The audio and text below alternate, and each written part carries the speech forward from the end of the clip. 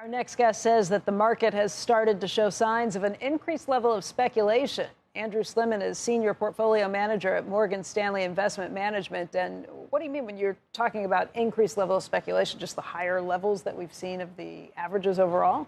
Well, the bull market started in October of 2022. So we're into the fourth year. And, the rear view mirror doesn't show a bear market anymore. It shows making money. And then when that happens, as you get later into a bull market, people start thinking more about how much money they can make versus how much they can lose. And that brings in a speculative element. And you see what's worked since the low in April. It's not the Mag 7 have worked, but it's really the more speculative stocks, the money-losing, non-profitable tech stocks. That's what's worked the best. And that's a warning sign that you're late stage of a bull market. You really think that we're late stage at this point? Because we have other people who come in and say, hey, there's a long room left to run. They don't see signs of this boiling over yet. The late 90s were late stage, and the market went up 100%. Right. So you can have a long, elongated point, but what the biggest risk, in my opinion, is Fed cuts aggressively. Maybe they won't, based on what we're hearing. You have fiscal policy coming in with a lot of liquidity, and you build up this bubble faster. So if the Fed were to actually not cut rates this quickly, I think that would be good for the duration of the bull market.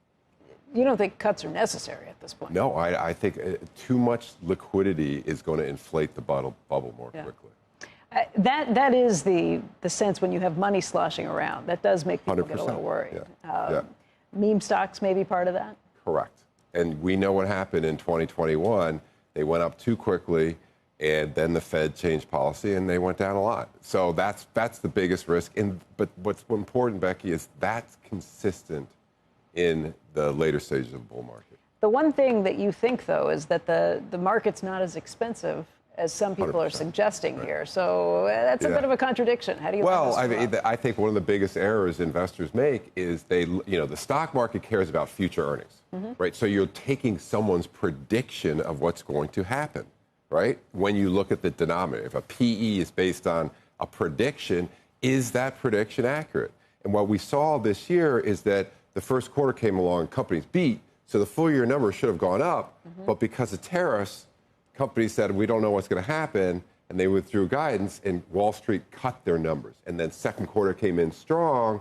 So Wall Street's behind what's going on with real earnings. And this reminds me of 2020 COVID. Remember, COVID hit, companies said, we don't know what's going to happen, and Wall Street cut the numbers, and it turned out the earnings didn't come in as weak. Well, you don't doubt the earnings at this point. So earnings are coming in excellent, and Wall Street has got to play catch-up this year and next. So every week now since July, you're seeing the consensus number for next year go up.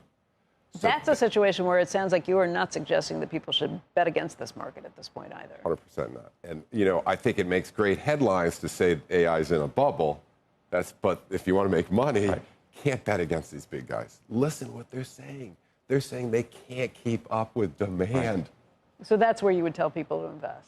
Absolutely. I don't, I know a lot of people come on and say, broadening out, buy the S&P equal weighted. You're saying go concentrated, full on. Go big guys. That's what they're just telling you. Now, which ones, the winners, the more risk you take, you can go with the ones that are taking on debt to grow.